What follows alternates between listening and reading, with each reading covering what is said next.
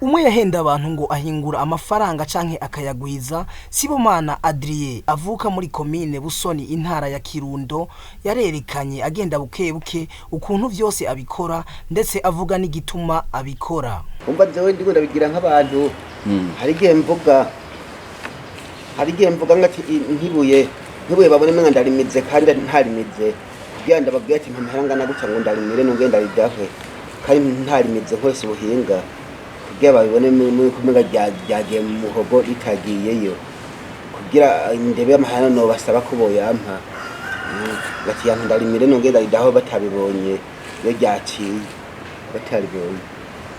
nkuko ngize gutya ku mutwe ngize nkuko ndagisize ku mutwe aho nagize gutya ati ndatere ngino gutya mu mutwe mutabintu byageze no gutya ni kwenda bigenze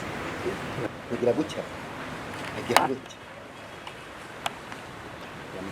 gutya yajize mu bundi ko sangira gutya nsanga abana nkayitamira bwa mugende igenda aswe mutabibonye sangira gutya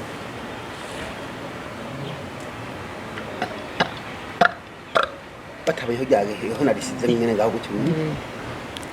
kujya urumva ntamahera uhindwa ntayafise mba mutabonye yabanze amwe yabanze ku muntu ngaho umva nkoze nk'umufu gukima ndayakuye gutyo kugenda ngabanye nifitiye ntayafata gutyo yo nifitiye ngo nikoresa hasi gutyo kugenda bahenda ngo niyo mpinduye ari nifitiye gutyo nakuye mu fuko kugenda bahenda ngo niyo mpinduye ko abavate amahera uzoyigana kuyakora ngazopfungwa kugira inzewe nze ndakora yahari gusa ndabereka kumwe ndayakora kandi ntayakora mba nayigabanyirize ko nifitiye mu mufuko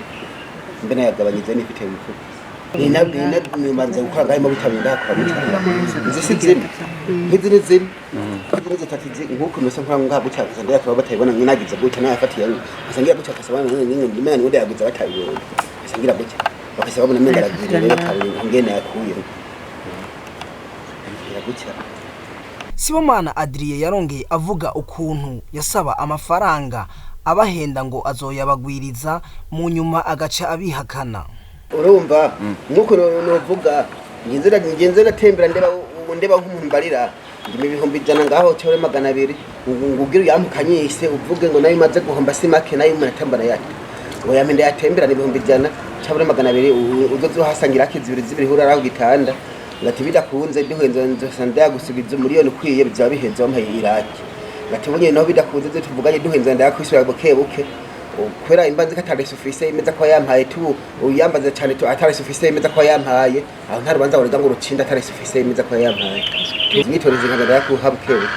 yagirizwa ibinyena akora byo kwibakuye ahenda abantu yuko ashobora gukora amafaranga amashasha cyangwa kugwiza basanzwe bafise ivyo ni no kwibakuye